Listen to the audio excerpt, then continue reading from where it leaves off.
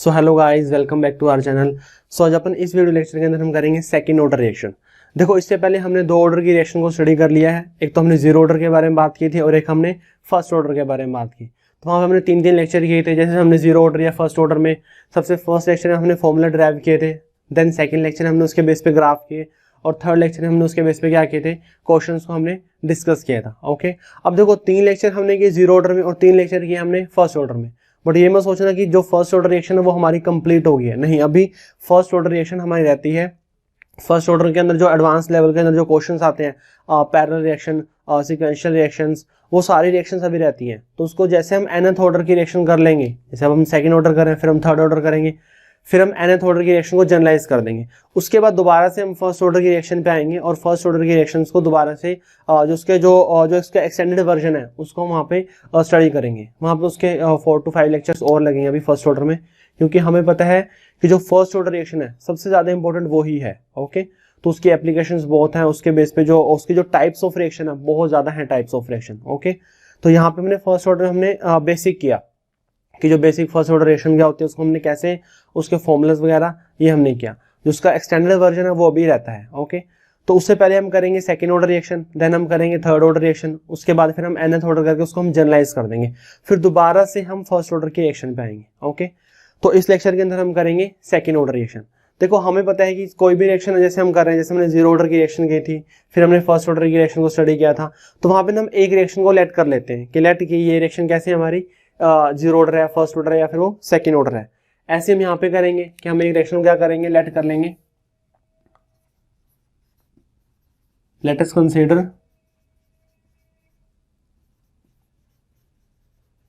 A second order reaction. Let us consider a second order reaction. Okay, अब देखो यहाँ पे हमने मान लिया कि एक रिएक्शन है वो क्या है, हमारी सेकंड ऑर्डर रिएक्शन। अब यहाँ पे ना दो केस बन सकते हैं।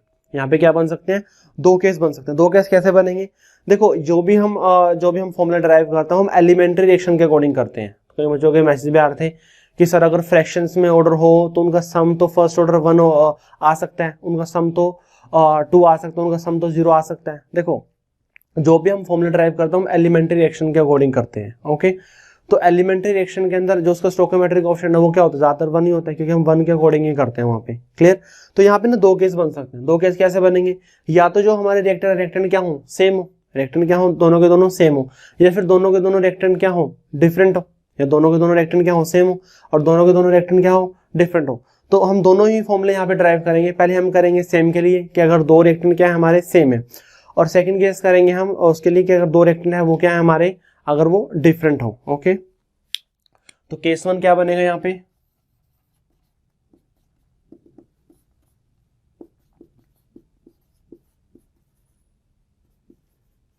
If both the reactant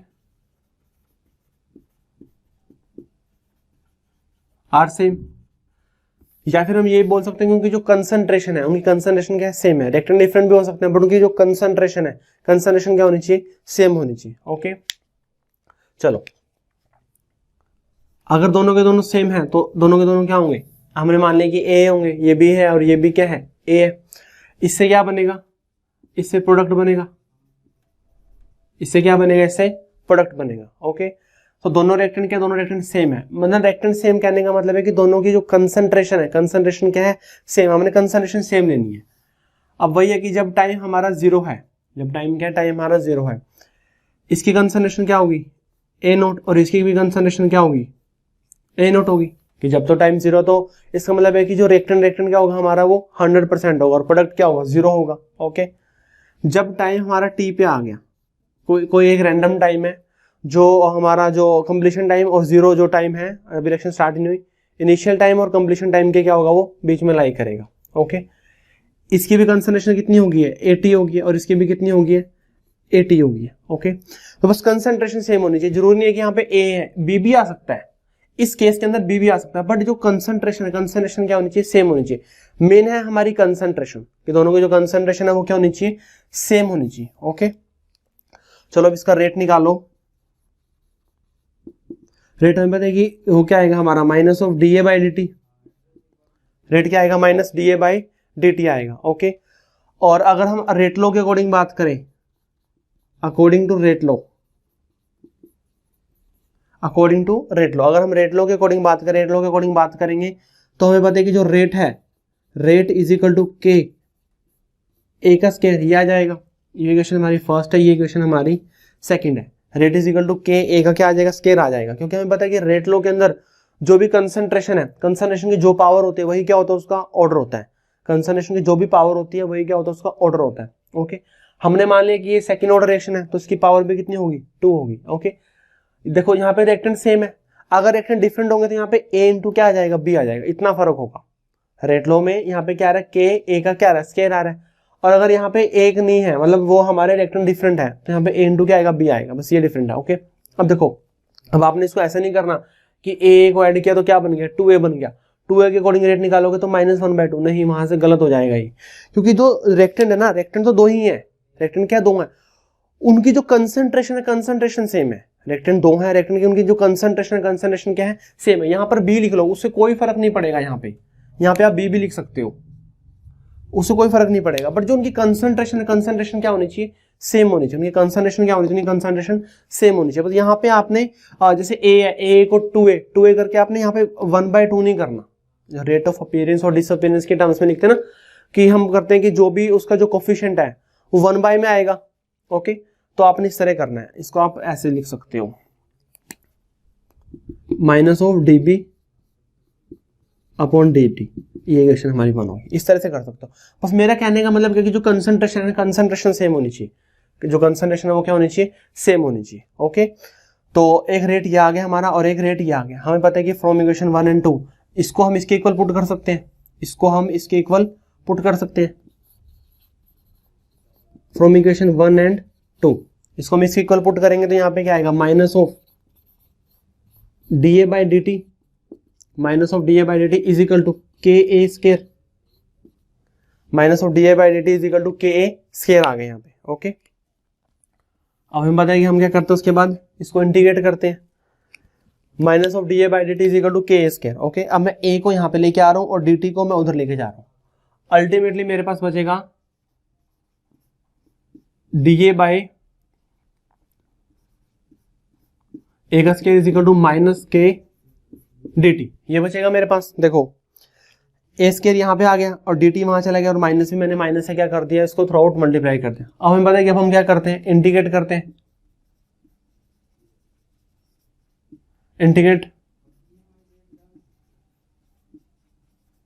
both side, दोनों तरफ क्या करेंगे, हम इसको इंटीग्रेट करेंगे। ओके, वही है कि मैं आपको पहले बताया, डेफिनेट इंडेफिनेट दोनों ही कर सकते हैं। ओके, तो यहाँ पे क्या आएगा, dA अपॉन A का square is equal to -K dt। इसकी लिमिट क्या होगी, कहां से कहां जा रहा है हमारा A की कंसंट्रेशन, A0 से AT जा रही है, तो A0 इसकी लोअर लिमिट और अपर लिमिट क्या होगी, इसकी AT होगी। T टाइम कहां जा रहा है, 0 से T जा रहा है, जो टाइम है, टाइम कहां से कहां जा रहा है, 0 से T जा रहा है। ओके, करो इसका इंटीग्रेट। इसका इंटीग्रेट हम पता है कैसे करेंगे इसको, जैसे 1/x स्क्वायर है, जैसे x का विद रिस्पेक्ट टू x कर रहे हैं तो 1/x स्क्वायर, तो x को पहले हम ऊपर लेके जाते हैं, स्क्वायर को ऊपर लेके पावर तो कितनी होगी, -2, उसके अंदर +1 करेंगे अपॉन -2 + 1। ओके, इसको हम ऊपर लेके गए तो कितना हो गया, -2 हो गया, उसके अंदर +1, सेम वही क्या आएगा, नीचे भी आएगा, और इसके अंदर पुट कर देंगे लिमिट। लिमिट क्या है हमारी, A0 से कहाँ जा रहा है, AT जा रहा है, और हमें पता है कि यहाँ पे तो क्या आएगा, -K T आ जाएगा। ओके, पुट करना चाहे, लोअर लिमिट इसकी 0 है, अपर लिमिट T है, सेम ही आएगा। क्लियर। ओके, देखो एक तो यहाँ से क्या आ गया, नेगेटिव साइन आ गया, यहाँ से क्या आ गया, यहाँ से एक नेगेटिव साइन आ गया, तो नेगेटिव को तो मैं बाहर लिख लेता हूँ, यहाँ से नेगेटिव आ गया ना। और देखो इसकी A की पावर कितनी आएगी, -2 + 1, -1 आएगी। A की पावर कितनी आएगी, -1, -1 नीचे आगे क्या हो जाएगा, +1, -1 नीचे आगे क्या हो जाएगा, +1 हो जाएगा। देखो यहाँ से नेगेटिव तो बाहर आ गया, इसकी पावर आ गई -1, तो नीचे क्या हो गया, +1 हो गया। A0 और ये क्या है, AT है, is equal to -K T। Minus से माइनस क्या हो गया, ये कैंसिल हो गया यहाँ पे। Okay, upper limit minus lower limit put करेंगे यहाँ पे। अपर लिमिट क्या आएगी हमारी, 1/T minus 1/A0 is equal to KT, ये आ गया। 1/AT minus 1/A0 is equal to KT आ चुका है यहाँ पे। बस यही क्या, यही हमारा फॉर्मूला हो गया। 1/80 minus 1/a0 is equal to KT आ गया यहाँ पे। ओके, इसको हम ऐसे भी लिख सकते हैं कि 1/80 is equal to KT plus 1/a0। तो ये क्या आ गया, ये हमारे फॉर्मूले आ गए हैं। वही बात है कि सारे फॉर्मूले जैसे याद रखे जाए तो अच्छी बात है, वरना मैं आपको लास्ट में nth ऑर्डर के बारे में बात करूंगा। nth ऑर्डर का फॉर्मूला मैं ड्राइव करूंगा। तो nth ऑर्डर के अंदर जो भी है, जैसे अगर हमने सेकंड ऑर्डर का बताना है तो n की वैल्यू को 2 पुट करो, वहां से सेम यहाँ पे वो आ जाएगा। ओके, तो भैया कि ये तो चलो अगर क्वेश्चन करें तो आपको याद भी होना चाहिए, वरना nth ऑर्डर करेंगे वहीं से सारे फॉर्मूले ड्राइव हो जाएंगे। ओके, चलो यहाँ से मैंने 1/80 निकाल लिया, ये आ चुका है यहाँ पे KT प्लस 1/a0। यहाँ से अगर मेरे को t की वैल्यू निकालनी हो, जैसे t भी निकाल सकते हैं हम, t की वैल्यू क्या आएगी, टाइम अगर हमें निकालना हो, टाइम क्या हो गया हमारा 1/k 1/80 माइनस 1/a0। अगर हमें टाइम निकालना है सेकेंड ऑर्डर की रिएक्शन में, टाइम क्या निकलेगा, टाइम निकालना है तो 1/k यहाँ पे आ जाएगा और 1/80 माइनस 1/a0। तो यही क्या हो गया, ये हमारे फॉर्मूले हो गए। ओके, अब देखो जो 80 है, 80 तो क्या है हमारा in terms of concentration of reactant, 80 तो क्या है in terms of concentration of reactant है। ओके, अगर मैं in terms of concentration of product निकालूं तो मेरे को प्रोडक्ट के लिए भी निकालना है, तो इसके अंदर करेंगे in terms of concentration of product. अगर हम प्रोडक्ट की कंसंट्रेशन के टर्म्स में निकालें तो क्या बन जाएगा वो, देखो हमें पता है कि जो रिएक्शन है सेकंड ऑर्डर रिएक्शन वो क्या है, A plus B gives product. देखो जब टाइम 0 है, A की कंसंट्रेशन है, इसकी भी A है, क्योंकि केस क्या है हमारा, केस है कि जब रिएक्टेंट क्या है, रिएक्टेंट सेम है, या फिर ये बोलो कि बेटर तो ये रहेगा कि सेम कंसंट्रेशन,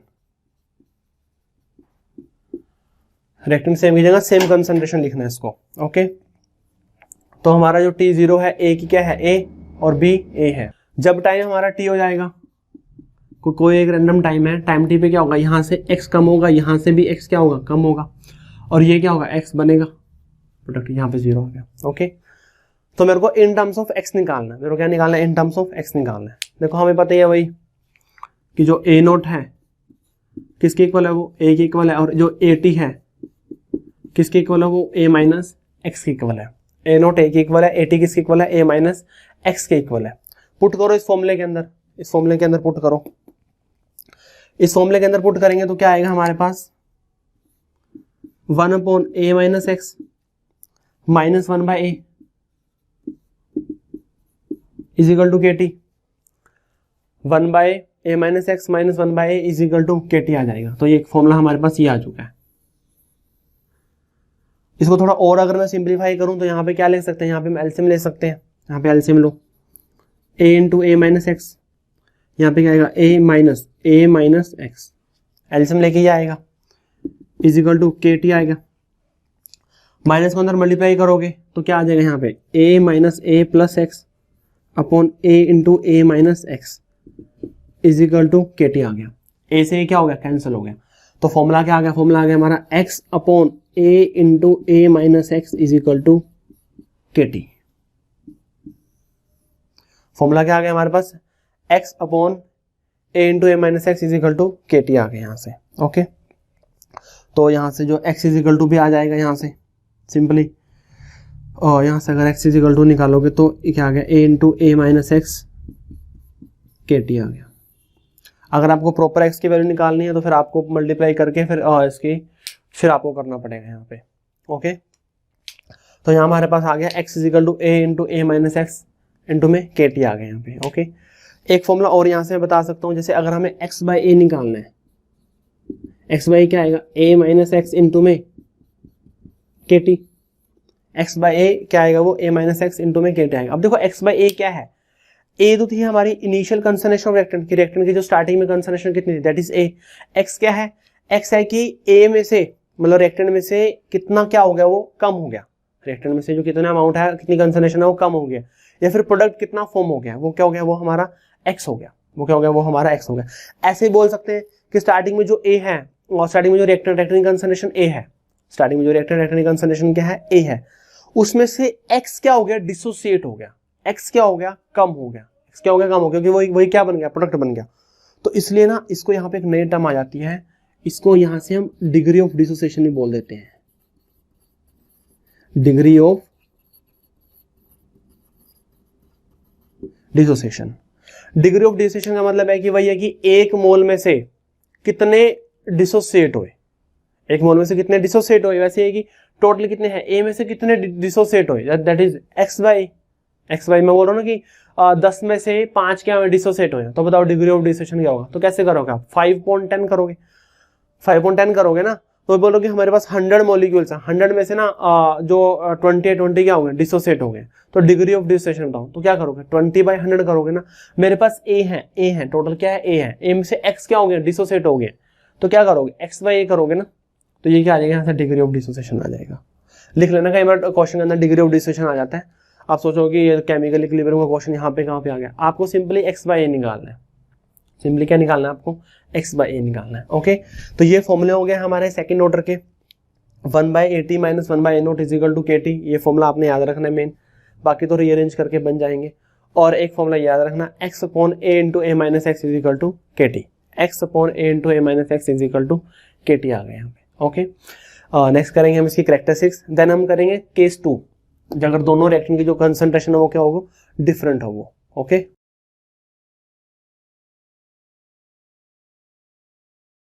ओके नेक्स्ट करेंगे हम characteristics of second order reaction.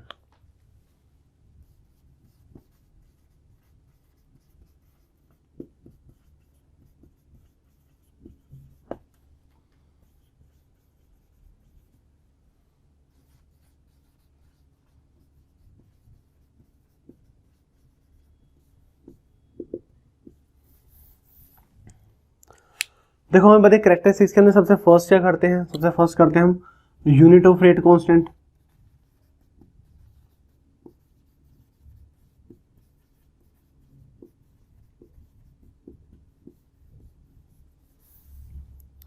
हमें पता है कि जो K है रेट कांस्टेंट, उसकी जनरल यूनिट क्या है, जनरल यूनिट है मोल पर लीटर की पावर 1 माइनस n, और पर सेकंड ये उसी क्या है, जनरल यूनिट है।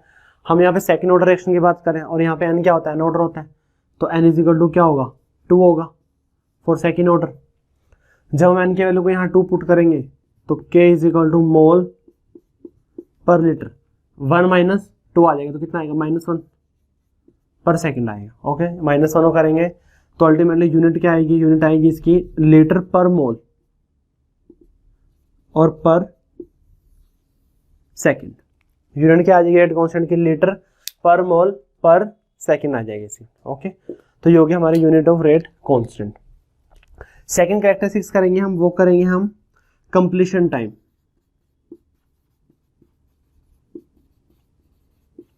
Completion time that is t 100%। Okay, अब देखो हमें पता है कि जो फॉर्मूला है, फॉर्मूला क्या है सेकंड ऑर्डर का, time is equal to 1/k 1/80 minus 1/a0, ये फॉर्मूला होगा सेकंड ऑर्डर का कि time is equal to 1/k into 1/80 minus 1/a0 होगा। ओके, अब देखो कंप्लीशन टाइम, कंप्लीशन टाइम का मतलब क्या है कि रिएक्शन हमारी कंप्लीट हो गई है, कि रिएक्शन क्या हो गया, रिएक्शन हमारी कंप्लीट हो गई है, रिएक्शन कंप्लीट हो गया, या हम ये बोल सकते हैं कि जो कंसंट्रेशन ऑफ रिएक्टेंट है वो क्या हो गया, 0 हो गया, कि रिएक्टेंट की जो कंसंट्रेशन है वो क्या हो गया, 0 हो गया, और जो मैक्सिमम है जो 100% है वो क्या हो गया, प्रोडक्ट फॉर्म हो चुका है। ओके, तो जो टाइम, जब टाइम हमारा कंप्लीशन टाइम होगा, जब टाइम हमारा 100% हो जाएगा, जो 80 है वो कितना हो जाएगा, 0 हो जाएगा, 80 कंसंट्रेशन क्या हो जाएगी, 0 हो जाएगी। जब हम यहाँ पे 80 की कंसंट्रेशन को पुट करेंगे, जब यहाँ पे 80 कंसंट्रेशन 80 को 0 पुट करेंगे तो क्या आएगा हमारे पास, t is equal to 1/k 1/0 minus 1/a0 आएगा। ओके, अब देखो 1/0 क्या होगा, इन्फिनिटी होगा, और इन्फिनिटी में कोई प्लस करे माइनस करे सब कुछ क्या हो जाएगा, इन्फिनिटी हो जाएगा यहाँ पे। तो जो हमारा t 100% है वो क्या आ गया, इन्फिनिट आ गया, t 100% क्या आ गया, इन्फिनिट आ गया। ओके, जैसे जीरो ऑर्डर रिएक्शन तो कंप्लीट हो रही है, जीरो ऑर्डर रिएक्शन तो क्या होती है, कंप्लीट हो रही है। जीरो ऑर्डर के अलावा जितने भी ऑर्डर की रिएक्शन है, फर्स्ट सेकंड थर्ड, ये क्या होंगे, ये कंप्लीट ही नहीं होंगी, एक फाइनाइट टाइम में कंप्लीट नहीं होंगी, इनका इनफाइनाइट टाइम लगा कंप्लीट होने में, तो इसका भी t 100% कितना आ गया, इनफाइनाइट आ चुका है। ओके, चलो जी, नेक्स्ट जो थर्ड कैरेक्टरिस्टिक्स है वो क्या है, half life of second order reaction.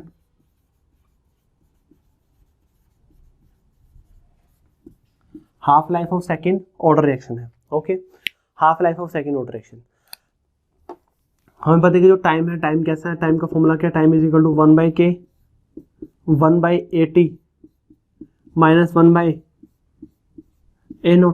Time का जो फॉर्मूला वो क्या है, time is equal to 1/k into 1/at minus 1/a0 है। ओके, जब टाइम हमारा हाफ हो गया, जब टाइम हमारा 50% हो गया, जब टाइम 50% होगा, जो AT की कंसंट्रेशन है, AT की कंसंट्रेशन कितनी हो जाएगी, A0/2। AT कंसंट्रेशन कितनी होगी, A0/2। ये तो हमें पता ना कि जब टाइम हमारा हाफ हो जाएगा, रिएक्शन क्या हो जाएगी, रिएक्शन हमारी और उसके अंदर हाफ लाइफ आ जाएगा, तो जो रिएक्शन की कंसंट्रेशन की रिएक्टेंट है, रिएक्टेंट की क्या है कंसंट्रेशन, वो भी क्या हो जाएगी, वो भी हाफ हो जाएगी। तो AT क्या होगा, AT हमारा A0/2 हो जाएगा। इसके अंदर पुट करेंगे यहाँ पे AT की वैल्यू को, तो टाइम हमारा T 50% is equal to 1/k, यहाँ पे क्या आ गया 1/A0/2 माइनस 1/A0, ये आ गया। 2 तो कहाँ जाएगा, 2 ऊपर जाएगा। T 50% is equal to 1/k 2/A0 minus 1/A0, ये आ गया। A0 को अगर कॉमन ले लोगे तो क्या आएगा, 2 - 1, वो क्या हो जाएगा, 1 हो जाएगा। तो अल्टीमेटली जो हमारा T 50% है वो क्या आ गया, यहाँ से 1 आ गया, तो 1/KA0 कितना आ गया, 1/KA0 आ गया। ये क्या आ गया हमारा half life of second order reaction. कितना आ गया, T50 1/KA0, या फिर हम इसको ऐसे भी लिख सकते हैं, A0 तो हम पता है कि A0 तो क्या होता है, A होता है 1/KA, कितना हो गया 1/KA आ गया। ओके, अब देखो जैसे हमने जीरो ऑर्डर के अंदर बात की, जीरो ऑर्डर के अंदर क्या था, A0/2k, फॉर्मूला क्या था जीरो ऑर्डर का, A0/2k। तो वहां पे जो T हाफ था, T हाफ डायरेक्टली प्रोपोर्शनल था इनिशियल कंसंट्रेशन ऑफ रिएक्टेंट के। जो T हाफ है, T हाफ डायरेक्टली प्रोपोर्शनल था इनिशियल कंसंट्रेशन ऑफ रिएक्टेंट के। फर्स्ट ऑर्डर में बात की तो फॉर्मूला क्या था 0.693/k। तो यहाँ पे जो T हाफ है वो डिपेंड ही नहीं कर रहा, जो T हाफ है वो डिपेंड ही नहीं कर रहा इनिशियल कंसंट्रेशन ऑफ रिएक्टेंट के। सेकंड ऑर्डर में क्या आ रहा है, डिपेंड कर रहा है, इनवर्सली डिपेंड कर रहा है, कि जो T हाफ है वो क्या है, इनवर्सली डिपेंड करता है किसके ऊपर, इनिशियल कंसंट्रेशन ऑफ रिएक्टेंट पे। तो बहुत इंपॉर्टेंट बात है, ये लिख लो, half life of second order reaction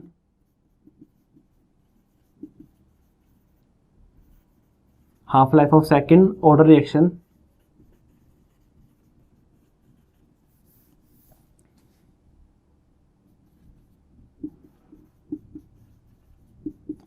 is inversely depend on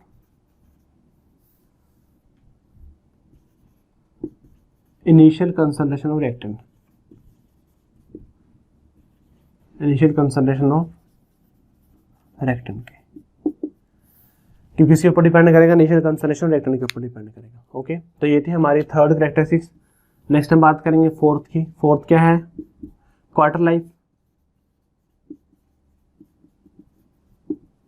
quarter life मैंने आपको पहले बताया, क्वार्टर लाइफ किससे रिप्रेजेंट करते हो, TQTR इससे करते हो, T 75% इससे करते हो, और किससे करते हो, T 3/4 से करते हो। क्वार्टर लाइफ का मतलब क्या है, मैंने आपको पहले ही बता रखा है। क्वार्टर लाइफ का मतलब है कि जो रिएक्शन कितनी हो गई हमारी 75% कंप्लीट हो गई है। रिएक्शन कितनी हो गई हमारी 75% वो कंप्लीट हो चुकी है। ओके, चलो फॉर्मूला क्या है हमारा टाइम का, टाइम निकालना होगा हमें, time is equal to 1/k 1/at minus 1/a0, यही आएगा फॉर्मूला, तो यही है। हमें पता है कि टाइम को हम क्या पुट करेंगे, टाइम को हम पुट करेंगे T 75%। तो जो हमारा AT है, देखो AT क्या है, AT है कंसंट्रेशन ऑफ रिएक्टेंट, AT क्या है कंसंट्रेशन रिएक्टेंट। जब रिएक्शन हमारी 75% हो जाएगी, जब रिएक्शन क्या होगी 75% हो जाएगी, तो इसका मतलब है कि रिएक्टेंट 75% कंज्यूम हो गया, रिएक्टेंट 75% यूज हो चुका है। बचा कितना है 25% बचा है, बचा कितना है 25, और 25 क्या हो जाएगा A0 तो कितना हो गया 100 को 4 से डिवाइड कर दोगे तो कितना आ जाएगा 25%। दोनों को इसके अंदर पुट करते हैं, T 75% is equal to 1/k 1/A0/4 minus 1/A0 A naught, ये आएगा। यहाँ से 4 का जाएगा, 4 ऊपर जाएगा तो T 75% is equal to 1/k, क्या आएगा 4/a note minus 1/a note, ये आएगा। ए नोट को कॉमन लेंगे, कॉमन लेने के बाद 4 - 1 कितना आ जाएगा, 3 आ जाएगा। सो अल्टीमेटली जो टी 75% है वो कितना आ गया, 4 - 1 3, 3/k ए नोट कितना आ गया, टी 75% कितना आ गया, 3/k नोट आ गया। ओके, या फिर हम इसको ऐसे भी लिख सकते हैं, टी 75% कितना आएगा वो 3/ka, 3/ka आ जाएगा ये। ओके, तो ये क्या होगा, ये हमारा क्वार्टर लाइफ होगा किसका, सेकंड ऑर्डर रिएक्शन का। क्लियर।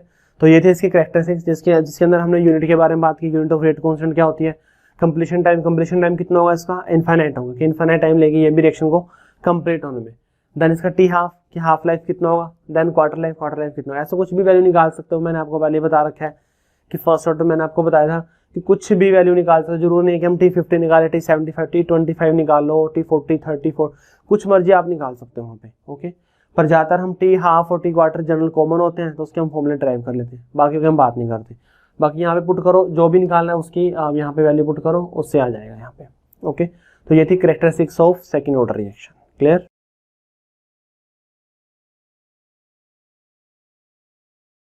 ओके, नेक्स्ट करेंगे हम कि जो हमारे सेकंड ऑर्डर रिएक्शन है उसके अंदर केस 2 करेंगे। क्या करेंगे उसके अंदर, केस 2।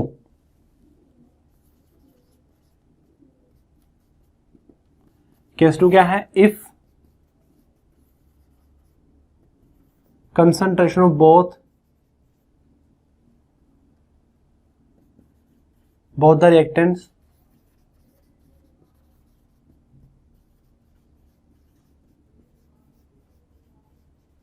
are different, कि अगर कंसंट्रेशन दोनों रिएक्टेंट की क्या हो वो डिफरेंट हो, तो यहाँ पे कौन सा, हम यहाँ पे केस 2 की बात करेंगे। ओके, वो ये कि एक हमारी रिएक्शन है और यहां से क्या मिला, यहां से हमें प्रोडक्ट मिला। ओके, जब टाइम हमारा 0 है, जब टाइम हमारा 0 है, एक ही कंसंट्रेशन, देखो यहाँ पे जो मैं बात करूंगा, यहाँ बात करूंगा इन टर्म्स ऑफ प्रोडक्ट की टर्म्स से हम यहाँ पे जो वैल्यू फाइंड आउट करेंगे। ए की कंसंट्रेशन क्या है, स्मॉल ए है, और बी कंसंट्रेशन क्या है, वो स्मॉल बी है, और प्रोडक्ट क्या था, 0 है। कि जब रिएक्शन हमारी स्टार्ट नहीं हुई, जब रिएक्शन हमारी स्टार्ट नहीं, मतलब टाइम क्या है, टाइम 0 है, तो कैपिटल ए की कंसंट्रेशन क्या है, स्मॉल ए, और कैपिटल बी उसी कंसंट्रेशन क्या है, स्मॉल बी है। ओके, जब टाइम हमारा टी हो गया, कोई भी एक टाइम हो गया जो इनिशियल टाइम और कंप्लीशन टाइम में क्या है, बीच में लाई करता है। ए में से कुछ एक्स क्या हुआ, कम हुआ, बी में से भी क्या हुआ, एक्स कम हुआ, और एक्स क्या हुआ, एक्स ही प्रोडक्ट फॉर्म हुआ। ए में से एक्स कम हुआ, बी में से भी क्या हुआ, एक्स कम हुआ, और एक्स ही क्या हुआ, प्रोडक्ट फॉर्म हुआ। ओके, यहाँ मैं रेट निकालूंगा, यहाँ मैं क्या निकालूंगा, रेट निकालूंगा। हमें बताइए कि रेट क्या होता है, चेंज इन कंसंट्रेशन। रेट क्या होता है, change in concentration with respect to change in time होता है, change in concentration upon change in time. अब देखो मैं किसी की भी टर्म्स में निकालूं, लेट्स से कि मैं प्रोडक्ट के टर्म्स में निकाल रहा हूं, तो अगर मैं प्रोडक्ट का रेट निकाल रहा हूं तो प्रोडक्ट का रेट क्या निकलेगा, चेंज इन कंसंट्रेशन। कंसंट्रेशन में कितना चेंज आया, और वो कैसे निकालते हैं, final minus initial. Final minus क्या करते हो, इनिशियल। फाइनल कंसंट्रेशन कितनी है, एक्स, इनिशियल कितनी थी, 0 टाइम, फाइनल टाइम कितना है टी, इनिशियल टाइम कितना था, 0, तो क्या आ गए dx/dt। इनसे करो, यहां से भी सेम ही आएगा। ओके, तो ये इक्वेशन क्या हो गया, ये इक्वेशन हमारी फर्स्ट हो गया। वो ये कि एक तो according to rate law, rate law के अकॉर्डिंग क्या कि जो हमारा रेट है, रेट इज इक्वल टू के, ए और बी, कि जो रेट है, रेट ए की कंसंट्रेशन के ऊपर भी डिपेंड कर रहा है, और जो बी है बी की कंसंट्रेशन के ऊपर भी वो डिपेंड कर रहा है, तो ए इंटू बी आ जाएगा। ओके, अब देखो जो रेट है ना, कई बच्चे सोचते हैं कि जो रेट है ये सिर्फ हम इनिशियल, यहाँ पे जो ए और बी कंसंट्रेशन है वो इनिशियल है, नहीं, रेट हम किसी भी टाइम निकाल सकते हैं। अगर हम इनिशियल रेट निकाल रहे हैं तो वो क्या होगा, ए और बी में इनिशियल कंसंट्रेशन है। अगर हम जिस भी टाइम पे रेट निकाल रहे हैं तो उसी टाइम की कंसंट्रेशन आ जाएगी ए और बी की, उसी टाइम की क्या आएगी, कंसंट्रेशन आएगी। मैं रेट निकाल रहा हूं at time t, at time t rate निकालो, तो जब एट टाइम टी रेट निकालूंगा तो ए की कंसंट्रेशन कितनी है, ए माइनस एक्स, और बी की कंसंट्रेशन कितनी है, बी माइनस एक्स। जब एट टाइम टी रेट निकालूंगा तो ए की कंसंट्रेशन कितनी है, ए माइनस एक्स, और बी की कंसंट्रेशन कितनी है, बी माइनस एक्स है यहाँ पे। ओके, तो ये इक्वेशन क्या आ गया, इक्वेशन मेरी सेकंड इक्वेशन आ गया। From equation 1 and 2, from equation 1 and 2 करूंगा तो dx by dt is equal to क्या आएगा, k a minus x b minus x, dx by dt is equal to क्या आएगा, k a minus x into में क्या आएगा, b माइनस एक्स आ जाएगा ये। ओके चलो मेरे को dx अपॉन में क्या करूंगा मैं, dx अपॉन में a माइनस एक्स और यहीं पे क्या आएगा वो b माइनस एक्स आएगा is equal to k dt हो गया। dx अपॉन में a minus x b minus x is equal to k dt हो गया। ओके अब देखो इसके बाद पता है कि हम क्या करते हैं यहाँ पे, इसके बाद हम इसको क्या करते हैं, इंटीग्रेट करते हैं। इसके बाद इसको क्या करेंगे, हम इंटीग्रेट करेंगे। इंटीग्रेट करेंगे तो क्या आएगा, ये dx अपॉन में a माइनस एक्स और b minus x is equal to k dt, यही होगा इंटीग्रेट करने के बाद। अब देखो जैसे हम इसको इंटीग्रेशन करेंगे हमें पता है कि 1 by a minus x b minus x, इसका हम इंटीग्रेशन कैसे फाइंड आउट करते हैं, इसका इंटीग्रेशन हम फाइंड आउट करते हैं बाय पार्शियल फ्रैक्शन, जिसका इंटीग्रेशन है आपने पढ़ा होगा मैथ्स में। इसका इंटीग्रेशन हम कैसे फाइंड आउट करते हैं, by partial fraction find out करते हैं। वहां पे क्या करते हैं, वहां पे हम कोई भी एक रैंडम कांस्टेंट ऐड करते हैं, जैसे थोड़ा बहुत कर लेते हैं। तो इसका जो मल्टीप्लिकेशन में तो उसका कैसे करेंगे, पार्शियल फ्रैक्शन से करेंगे। तो यहाँ पे क्या आएगा, 1 by a minus x b minus x. अब देखो यहाँ पे कितने टर्म है मल्टीप्लिकेशन में, 2 टर्म है, तो यहाँ हम 2 ही कोई एक रैंडम कांस्टेंट ले लेंगे, इसको इसके एक बार रखेंगे a upon a minus x, एक तो ये ले लिया हमने, इसकी यहाँ पे क्या लेंगे, b लेंगे, b upon b minus x. कोई 2 हम जितने भी मल्टीप्लिकेशन 3 होंगे तो हम 3 कांस्टेंट लेंगे, 4 होंगे मल्टीप्लिकेशन में तो हम 4 कांस्टेंट लेंगे, 2 हैं तो हमने a और b 2 कांस्टेंट ले लिए। अब हमारा मेन मोटिव क्या, हमें a और b की वैल्यू को फाइंड आउट करना है। ओके चलो यहाँ पे क्या है हमारा 1 बाय a माइनस एक्स और b minus x is equal to, यहाँ पे क्या करते हैं, यहाँ पे हम एलसीएम ले लेते हैं a minus x b minus x. LCM लेंगे तो यहाँ पे क्या आएगा, a into b minus x plus b into a minus x. Okay तो सपोज करो कि ये इस टर्म से ये टर्म क्या हो गया, कैंसल आउट हो गया, तो ये पूरा इस इक्वल टू क्या आ गया, 1 के इक्वल आ गया, a into b minus x plus b into a minus x is equal to 1। ये पूरा किसके इक्वल आ गया, 1 के इक्वल आ गया। हमारा मेन मोटिव क्या है, हमारा मेन मोटिव है कि हमें a और b की क्या करनी है, वैल्यू को फाइंड आउट करना है। ओके तो एक बार क्या करेंगे, हम पुट करेंगे ऐसी वैल्यू पुट कर दे जिसमें एक टर्म 0 हो जाए और दूसरी टर्म की वैल्यू आ जाए, एक टर्म 0 एक टर्म की क्या है वैल्यू आए। एक बार मैं पुट करता हूँ x को x is equal to a, x को पुट करता हूँ a के इक्वल। जब मैं x को a के इक्वल पुट करूंगा यहाँ पे a आएगा, a माइनस है 0, तो पूरी टर्म क्या हो गया, 0 हो गया, पूरी टर्म क्या हो गई, 0 हो गया। बचेगा क्या, ये a into b minus a। जब मैं x को a पुट करूँ यहाँ पे a आ गया, ये पूरी टर्म क्या हो गई, 0 इज इक्वल टू 1। a की वैल्यू क्या आ गया, 1 upon b minus a। a की वैल्यू क्या आ गया, a is equal to 1 by b minus a आ गया। ओके ऐसे ही मैं पुट करूंगा एक बार x को b पुट करूंगा। जब मैं x को b पुट करूंगा तो ये टर्म क्या हो जाएगी, ये टर्म 0 हो जाएगी। बचा क्या, ये a minus b is equal to 1, तो b की क्या वैल्यू आ गई, 1 बाय a माइनस b आ गया। b की वैल्यू क्या आ गया, b is equal to 1 by a minus b आ गया। ओके तो हमने a की वैल्यू फाइंड आउट कर ली और हमने b की वैल्यू फाइंड आउट कर ली। यहाँ पे पुट करेंगे, यहाँ पे a और b की वैल्यू को हम यहाँ पर पुट करेंगे, तो क्या आ गया हमारे पास, 1 by a minus x b minus x is equal to, a क्या है, b माइनस a, तो a upon b minus a और साथ में क्या, इसके मल्टीप्लाई में a minus x plus a की तो वैल्यू पुट कर दी हमने 1 बाय, a की वैल्यू पुट किया ना तो क्या है 1 बाय b माइनस a, तो a की जगह 1 बाय b माइनस a आ गया। b की जगह क्या आएगा, 1 बाय a माइनस b, और a माइनस यहाँ पे क्या आएगा, b माइनस x आ गया, ये आ गया। ओके तो इसकी जगह क्या है, ये आ गया। अब देखो जो दोनों मल्टीप्लिकेशन में थे, अब दोनों क्या हो गया, डिफरेंट डिफरेंट हो गया। ये क्या हो गया, a माइनस एक्स और ये क्या है हमारा b माइनस एक्स, दोनों क्या हो गया, डिफरेंट डिफरेंट हो गया। ओके जैसे ये b माइनस है, इसको भी क्या करते हैं हम b माइनस a बना लेते हैं, b minus a minus x. जब इसको a माइनस b से b माइनस a बनाएंगे तो क्या आएगा, नेगेटिव साइन आएगा, 1 अपॉन b माइनस a और इंटू में क्या आएगा, b माइनस एक्स आएगा। ओके यहां से b माइनस a क्या करते हैं, कॉमन ले लेंगे। तो जैसे हम यहां से b माइनस a कॉमन लेंगे और इसकी पूरी की वैल्यू कहां पुट करेंगे हम, इस वैल्यू को देखो ये पूरा इसी इक्वल आ गया और ये कहाँ से आया था, यहाँ से आया था, तो इन दोनों वैल्यूज को हम यहाँ पे पुट करेंगे। ओके, तो जब हम यहाँ पे पुट करेंगे तो 1 बाय बी माइनस ए क्या किया हमने कॉमन ले लिया, हमने क्या किया बी माइनस ए कॉमन ले लिया, बचा क्या 1 by A minus x minus 1 by B minus x. तो इसको इंडिकेट करेंगे हम यहाँ पे 1 by A minus x minus में क्या आएगा यहाँ पे 1 by B minus x. Okay, और इंटू में क्या है यहाँ पे आ जाएगा इंटू में D X is equal to K of T T आएगा। ओके, चलो अब हमें इसका इंटीग्रेट करना है, क्योंकि देखो पहले दो क्या थे मल्टीप्लिकेशन में, तो इसका हम इंटीग्रेशन कैसे करते हैं, पार्शियल फ्रैक्शन से क्या करते हैं, दोनों को एक तरह सेपरेट आउट कर देते हैं। हमने दोनों क्या किया सेपरेट आउट, अब अलग अलग हो गए बी ए minus x B minus x. अब हम क्या करेंगे यहाँ पे इसका इंटीग्रेशन कर लेंगे, तो यहाँ पे क्या 1 by B minus A.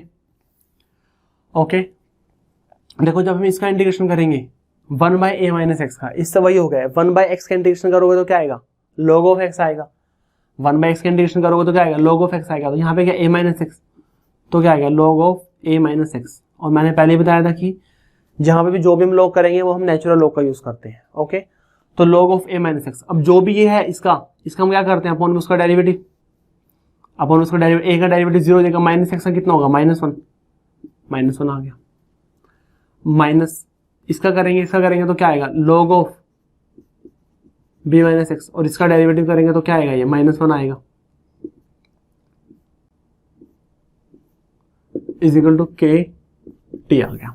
Okay, मैंने यहाँ पे इनडेफिनेट इंटीग्रल का यूज किया, तो साथ में क्या आएगा एक सी कांस्टेंट आ जाएगा। ओके, जिसकी वैल्यू को हमें फाइंड आउट करना पड़ेगा। एक बार माइनस मल्टीप्लाई करके सही करते हैं, 1 बाय बी माइनस ए। देखो यहाँ पे क्या आएगा, यहाँ पे माइनस हो जाएगा, यहाँ पे क्या आएगा माइनस ln ए माइनस एक्स माइनस माइनस क्या हो गया plus ln B minus x is equal to के T plus C, is equal to क्या हो के टी प्लस सी। यहाँ पे करेंगे 1 बाय बी माइनस ए, यह है ln ए माइनस ln बी, तो क्या होएगा ln a by b, b by x minus a minus x हो गया। ये तो एक तरह से ए काउंट हो गया, क्या होगा बी होगा ए माइनस बी के टी प्लस सी। ओके, अब मेरे को ना सी की वैल्यू फाइंड आउट करनी है। अब मेरे को क्या करना है सी कांस्टेंट उसकी वैल्यू को फाइंड आउट करना है। तो सी वैल्यू को कैसे फाइंड आउट करेंगे, अगर टाइम हमारा 0 होगा, देखो जब टाइम हमारा 0 है, टाइम 0 का मतलब क्या है, जब टाइम हमारा 0 है तो एक्स क्या होगा, एक्स भी 0 होगा। जब टाइम हमारा 0 हो तो एक्स भी क्या होगा 0 होगा। देखो एक्स क्या है, एक्स है हमारी कंसंट्रेशन ऑफ प्रोडक्ट, जब टाइम 0 है तो कंसंट्रेशन ऑफ प्रोडक्ट भी क्या है 0 है, उसकी कोई ना कोई कंसंट्रेशन नहीं है। ठीक है, जब टाइम 0 है तो एक्स भी क्या होगा, एक्स भी हमारा 0 होगा यहाँ पे। ओके, इसको एक बार पुट करेंगे, देखो जब ये इसको t को 0 पुट करेंगे तो ये टर्म 0 होगी, ये 0 ये 0, तो बचेगा क्या यहाँ से c is equal to 1 by b minus a ln x को भी 0 ये भी 0, तो ln b बाई ए बचेगा। ये आगे मेरे पास सी कांस्टेंट की वैल्यू, जिसकी वैल्यू को मैं यहाँ पे पुट करूंगा। ओके, इसको मैं यहाँ पुट करूंगा 1 बाय बी माइनस ए। देखो सी को मैं यहाँ पुट करूंगा बी माइनस ए, इसको मैं सी को इधर लेके आऊंगा तो क्या बनेगा माइनस बनेगा। ओके, और उसमें दोनों में से क्या करूंगा बी माइनस ए को मैं कॉमन ले, देखो इसमें इस टर्म में भी बी माइनस ए है, सी को मैं यहाँ पुट किया, सी को मैं इधर लेके आया माइनस ऑफ सी बना, उसके अंदर भी क्या बी माइनस, तो पूरे के अंदर से बी माइनस ए मैंने क्या करा कॉमन ले लिया, क्या बचा ln B minus a upon a minus x minus ln b by is equal to के टी, ये बचेगा। देखो इसको जब अंदर मल्टीप्लाई करूंगा बी माइनस ए ये हो गया और उधर जा क्या हो गया प्लस हो गया, तो अल्टीमेटली यही आ गया। ओके, तो minus ln b by a minus b है तो क्या करूंगा ए बाई बी करूंगा, तो जब ए बाई बी करूंगा तो क्या आएगा 1 by b minus a ln, तो क्या आएगा a into b minus x upon b into A minus x is equal to के टी। बस ये क्या आ गया, ये हमारा फॉर्मूला आ चुका है। क्या फॉर्मूला आ गया हमारा 1 by b minus a ln a into b minus x upon b into A minus x. देखो ये a है, ये क्या है b है, तो ln क्या करूंगा a बाई बी करूंगा, ए बाई बी करूँगा, जब ए बाई बी करूँगा तो ए कहाँ चले जाएगा सबसे ऊपर और बी कहाँ जाएगा नीचे। तो अल्टीमेटली मेरे पास ये फॉर्मूला आ गया। मेरे को अगर यहाँ से टाइम निकालना है तो टाइम क्या होगा, के नीचे आ जाएगा और एल एन को मैं 2.303 करूँगा तो 2.303 upon k b minus a log of a b minus x upon b A minus x. तो ये फॉर्मूला आ गया मेरे पास। ओके क्लियर है। तो यहाँ पे क्या आ गया, t is equal to 2.303 upon k into k, यहाँ पे आ गया b minus a log of a into b minus x और बी इंटू ए माइनस एक्स आ गया। क्लियर।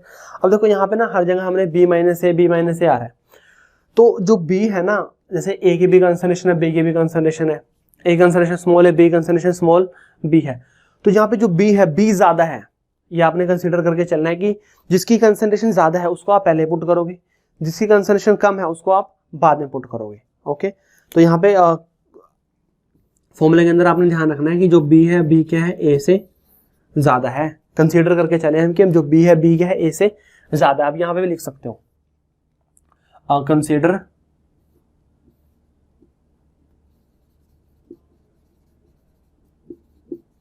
बी ग्रेटर देन ए है। ओके हमने कंसीडर कर लिया कि जो बी है, बी क्या है, ए से ज्यादा है, क्योंकि वैल्यू क्या आनी चाहिए, वैल्यू पॉजिटिव आनी चाहिए ना, वरना तो टाइम में क्या आ जाएगा, टाइम हमारा नेगेटिव आ जाएगा। बी क्या, बी ए से ज्यादा, जिसकी कंसंट्रेशन ज्यादा होगी डजंट मैटर वो जो भी है वो क्या होगा, बी होगा, जिसकी कंसंट्रेशन कम होगी वो क्या होगा, वो हमारा ए होगा। ओके तो ये फॉर्मूला आ गया हमारा। सामने लास्ट में एक ही फॉर्मूला याद रखना है, ये वाला टाइम का निकालो या फिर केटी का निकालो, 1/b minus l n a into b minus x upon B into A minus x is equal to के टी। आपने ये फॉर्मूला याद रखना। क्लियर। ये फॉर्मूला तब है जब हमें अलग अलग कंसंट्रेशन गिवन हो, अलग अलग रिएक्टेंट गिवन हो। अगर कंसंट्रेशन सेम है तो हम पहले वाला फॉर्मूला यूज करेंगे, अगर कंसंट्रेशन डिफरेंट है तो हम इस फॉर्मूले का यूज करेंगे। मैं बताऊंगी इसके ऊपर हम ज्यादा बात नहीं करते, ना इसके हम ज्यादा क्वेश्चन सोल्व करते, क्योंकि हमें पता है कि बहुत ही लास्ट में जो फॉर्मूला है बहुत ही कॉम्प्लिकेटेड है और उसको सोल्व करने के लिए भी बहुत टाइम चाहिए, क्योंकि लॉग की वैल्यूज को पूरा सोल्व करने के लिए बहुत टाइम लगेगा। इतना टाइम के क्वेश्चन वो होता नहीं, क्वेश्चन कम टाइम के डिजाइन होते हैं। क्लियर। बट ये अगर सिंपल वैल्यूज देते जस्ट पुट करके आंसर आ रहा है तो वो क्वेश्चन उसके बेस पे आ सकता है। बाकी इसके बेस पे हम ग्राफ भी करेंगे, 2-3 ग्राफ इसके बेस पे हम करेंगे यहाँ पे। ओके इसमें से थोड़ा सा एक और इसको मैं करा रहा हूँ, एक्सटेंडेड वर्जन करा रहा हूँ। जैसे ए बी है, बी भी हमने लेट कर लिया कि जो बी है, बी की कंसंट्रेशन क्या है, ज्यादा है, बी की कंसंट्रेशन क्या है, ज्यादा, ए की कंसंट्रेशन क्या है, कम है। अगर हम मान लें कि बी बहुत ही ज्यादा है, बी क्या भी एक्सेस में है, बी क्या यहाँ पे तो हमने लेट किया कि बी थोड़ा सा ज्यादा है, ए क्या है, कम है, मतलब ए का भी कुछ ना कुछ अमाउंट है बी के कंपैरिजन में। अगर हम लेट कर लेंगे जो बी है, बी ही बहुत ज्यादा है, ए क्या उसके कंपैरिजन में बहुत कम है, तो वहां पे एक हमारा स्पेशल केस बन जाएगा, उसकी मैं भी बात बताऊंगा अभी आपको। ओके देखो हमने क्या लेट करके चले, जब हमने फॉर्मूला ड्राइव किया तो हमने माना कि जो बी है, बी ज्यादा है, ए क्या है, ए कम है, बी ज्यादा है, ए क्या है, कम है। अगर हम मान लें कि बी बहुत ज्यादा है, बी क्या बी एक्सेस के अंदर है, जैसे अगर बी हमारा सोलवेंट है, ऐसा हो सकता है ना कि बी सोलवेंट है, तो सोलवेंट तो क्या, तो सोलवेंट तो बहुत एक्सेस में होता है, तो उस तरह से मान सकते हैं कि बी क्या है, बी बहुत एक्सेस के अंदर है, बी सोलवेंट है। ओके तो इसके अंदर जो स्पेशल केस क्या आएगा, पहले फॉर्मूला लिख लेते हैं। टी का फॉर्मूला क्या है, टाइम का 2.303 upon B minus a into k log of a into b minus x upon B into A minus x. Okay special case क्या बनेगा इसका, स्पेशल केस बनेगा कि अगर जो बी है, बी बहुत ज्यादा है ए से, अगर बी है, बी क्या है, बहुत ज्यादा है ए से, तो अगर बी बहुत ज्यादा है ए से तो बी माइनस ए अल्टीमेटली ये बी के इक्वल हो जाएगा, कि ए तो क्या, ए बहुत कम है, जब ए बहुत कम है तो कोई फर्क ही नहीं पड़ेगा कि बी में से अगर हम ए को माइनस करेंगे तो अल्टीमेटली बी पे कोई फर्क ही नहीं पड़ेगा, कि बी तो क्या है, बी बहुत ज्यादा है और ए क्या है, उसके कंपैरिजन में बहुत कम है। बी तो भाई समंदर है ना, और ए क्या है, ए बाल्टी पानी है, तो बी तो बहुत ज्यादा है और ए क्या है, ए कम है। ओके और b minus x b ultimately वो किसकी इक्वल हो जाएगा, बी की इक्वल हो जाएगा, कि बी में से कुछ एक्स कम हुआ। अब समुद्र में से आप एक बाल्टी पानी निकालो तो क्या कोई फर्क पड़ेगा, नहीं पड़ेगा, उससे क्या हमें कोई फर्क दिखेगा, उसमें नहीं दिखेगा। तो वही है कि बी तो क्या समुद्र है, उसमें से अगर आप एक्स निकाल भी लोगे तो उससे कोई फर्क नहीं पड़ने वाला। क्लियर। तो बी माइनस ए और बी माइनस एक्स दोनों ही किसके इक्वल हो गए, बी के इक्वल हो गए। फॉर्मूले के अंदर पुट करते हैं तो time is equal to 2.303 upon B minus A की जगह क्या आ गया, के इंटू में बी माइनस ए की जगह क्या आ गया, बी आ गया, और लॉग बी माइनस एक्स की जगह क्या आ गया, बी आएगा। So A into B upon B into A minus x. B से बी क्या हो गया, कैंसिल आउट हो गया। और देखो के क्या है, के हमारा कांस्टेंट है, के क्या कांस्टेंट, और बी क्या है, बी भी कांस्टेंट है एक तरह से। देखो होता क्या है कि अगर हम कोई भी बहुत एक्सेस में लेते हैं, जैसे हमने केमिकल इक्विलिब्रियम में पढ़ते हैं ना कि अगर कोई भी हमारा सॉल्वेंट है तो सॉल्वेंट का जो एक्टिव मास है वो हम उसको यूनिटी मान लेते हैं। यूनिटी क्यों मानते हैं भाई, क्योंकि वो बहुत एक्सेस में है। यूनिटी मतलब उसको हम कांस्टेंट मान लेते हैं, कोई भी कांस्टेंट वैल्यू मतलब उसके ऊपर वो कोई वेरी नहीं करेगा, वो एक कांस्टेंट वैल्यू हो चुकी है। जब अगर बहुत ज्यादा एक्सेस में है तो उसके ऊपर वो डिपेंड ही नहीं कर रहा रेट, क्योंकि वो तो क्या बहुत एक्सेस के अंदर है, उसके ऊपर रेट डिपेंड ही नहीं करेगा। वैसे यहाँ पे अगर बी बहुत ज्यादा है, बी क्या, बी बहुत ज्यादा, उसके हम एक कांस्टेंट मान लेते हैं उसकी वैल्यू को, भाई वो क्या है, एक कांस्टेंट वैल्यू होगी उसकी।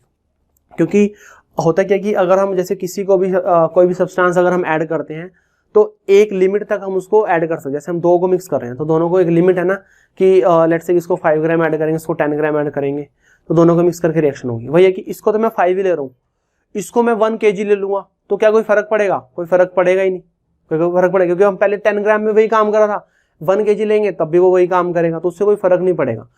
तो जो उसको हमने 1 kg लिया तो उसको हम कांस्टेंट मान लें कि हाँ इसके कांस्टेंट वैल्यू है, क्योंकि अब उसके ऊपर डिपेंड नहीं करने वाला, उसके ऊपर वो डिपेंड नहीं करेगा। ओके, तो भैया कि यहाँ पे बी क्या है, एक्सेस में, तो उसको हमने कांस्टेंट मान लिया। अब देखो के भी कांस्टेंट है, बी भी क्या है, कांस्टेंट है, के भी कांस्टेंट है और बी है, बी भी क्या है, कांस्टेंट है। तो दोनों कांस्टेंट हमने एक और कांस्टेंट मान लिया, के डैश। भाई के क्या है, रेट कांस्टेंट है, और बी क्या है, बी भी कांस्टेंट है, उसको हमने एक और कांस्टेंट मान लिया, के डैश। पुट करो यहाँ पे t is equal to 2.303 upon K dash log a upon a minus X. 2.303 upon K log a upon a minus X. देखा हुआ लग रहा होगा आपको फॉर्मूला ये, बिल्कुल, क्योंकि ये किसका फॉर्मूला है, ये फर्स्ट ऑर्डर रिएक्शन का फॉर्मूला है। ये किसका फॉर्मूला है, फर्स्ट ऑर्डर रिएक्शन का फॉर्मूला है। बस मेरा कहने का मतलब ये था कि सेकेंड ऑर्डर रिएक्शन का फॉर्मूला ये रहा। अगर हम इसमें से कोई एक एक्सेस में ले लें, अगर हम कोई क्या करें, एक एक्सेस में ले ले, तो उसके ऊपर रेट डिपेंड ही नहीं करेगा, उसके ऊपर टाइम डिपेंड नहीं करेगा, वो रिएक्शन के अंदर आएगा ही नहीं। तो जो रिएक्शन हमारी फर्स्ट ऑर्डर काइनेटिक्स को फॉलो करेंगे, ये हम आगे स्टडी भी करेंगे। एक आती है सूडो फर्स्ट ऑर्डर रिएक्शन, हम आगे स्टडी करेंगे उसको जब हम फर्स्ट ऑर्डर पे दोबारा आएंगे।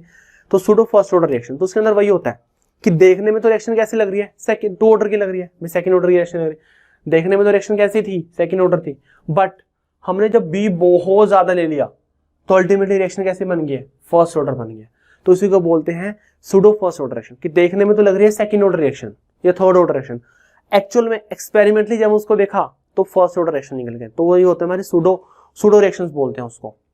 तो ये भी वही है, निकाला कहां से, सेकंड ऑर्डर से, पर जब एक बहुत ज्यादा हो गया, जैसे बी हमने बहुत ज्यादा ले लिया, तो उसके ऊपर डिपेंड नहीं करे, उसके ऊपर काइनेटिक्स डिपेंड ही नहीं करेगी। ओके, तो ये आ गया। तो लिखना जाओ, लिख लो यहाँ पे, if B being very large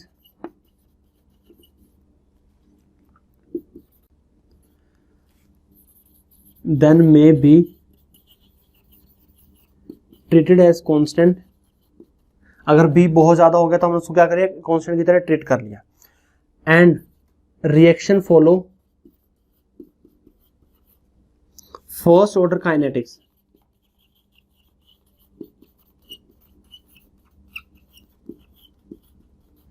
with respect to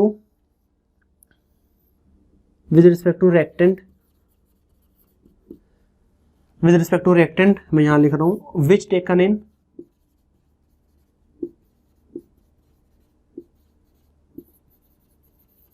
small amount. कि अगर हमने एक को हम बहुत ज्यादा ले लें, जैसे हमने हम बी को लिया, बी को बहुत ज्यादा ले लिया, तो क्या होगा, उसको हम एक कांस्टेंट की तरह ट्रीट करेंगे। तो जो हमारी जो रिएक्शन है वो फर्स्ट ऑर्डर काइनेटिक्स को फॉलो करेगी with respect to reactant which taken in small amount. ये आपने डिपेंड करा है कि जो फर्स्ट ऑर्डर काइनेटिक्स है, फर्स्ट ऑर्डर काइनेटिक्स ए के ऊपर डिपेंड कर रहा है, बी नहीं आ रहा है यहाँ पे। तो जो रिएक्शन है, रिएक्शन हमारी उसके फर्स्ट ऑर्डर काइनेटिक्स को फॉलो करेगी विद रिस्पेक्ट टू जो हमारा कम अमाउंट के अंदर होगा। ओके, तो इस चीज का आपने ध्यान रखना है। ये हम आगे इसके बारे में थोड़ी और बातें भी करेंगे, बाकी मैंने इसका आपको स्पेशल केस करा दिया। वैसे तो बी ज्यादा ही था, अगर हम बी बहुत ही ज्यादा ले लें तो वो कांस्टेंट की तरह ट्रीट होगा। वो क्या, कांस्टेंट की तरह ट्रीट होगा। जैसे मैंने आपको पहले बताया कि अगर हम एक 5 ग्राम ले रहे हैं 10 ग्राम ले रहे हैं, रिएक्शन हो रही है, रिएक्शन सही से हो रही है, कोई भी नहीं बच रहा। भैया कि अगर हम ये 10 ग्राम की जगह क्या ले 1 kg ले ले, रिएक्शन तब भी होगी और अभी भी तब भी हमें प्रोडक्ट उतना ही मिलेगा, बट उसके 1 kg लेने का कोई फायदा तो नहीं हुआ ना, तो ये क्या हो गया, एक्सेस में हो गया। तो इसके ऊपर रेट अब इसके ऊपर डिपेंड नहीं करने वाला, इसके ऊपर जो हमारी काइनेटिक्स है वो डिपेंड नहीं करेगी, सिर्फ जो कम अमाउंट में उसी के ऊपर काइनेटिक्स डिपेंड करेगी। इसको थोड़ा बहुत कम ज्यादा करोगे कोई फर्क नहीं पड़ेगा, बट हाँ इसको अगर थोड़ा बहुत कम ज्यादा करोगे तो फर्क पड़ेगा, बस वही बात है यहाँ पे, क्योंकि यही हो गया, ये हमारा लिमिटिंग रेजेंट हो गया। हम बाद में मोल कंसेप्ट में करते हैं ना कि लिमिटिंग रेजेंट के ऊपर ही जो स्टोकियोमेट्री है या फिर जो प्रोडक्ट है वो डिपेंड करता है कि प्रोडक्ट कितना बनेगा, जो हमारा लिमिटिंग रेजेंट होगा। वही है कि एक अमाउंट में ये लिमिटिंग रेजेंट मान लो, तो ए के ऊपर ही डिपेंड करेगी अब काइनेटिक्स, बी के ऊपर डिपेंड नहीं करेगी, बी को कांस्टेंट मान लेंगे। ओके, तो ये हो गया हमारे सेकंड ऑर्डर रिएक्शन जिसके अंदर हमने केस 2 डिस्कस किया। ओके, नेक्स्ट लेक्चर के अंदर हम करेंगे इसके बेस पे ग्राफ, काफ़ी सारे ग्राफ करेंगे, हम 8 से 10 ग्राफ करेंगे, केस 1 के ऊपर भी करेंगे, केस 2 के ऊपर भी करेंगे। Okay, thank you.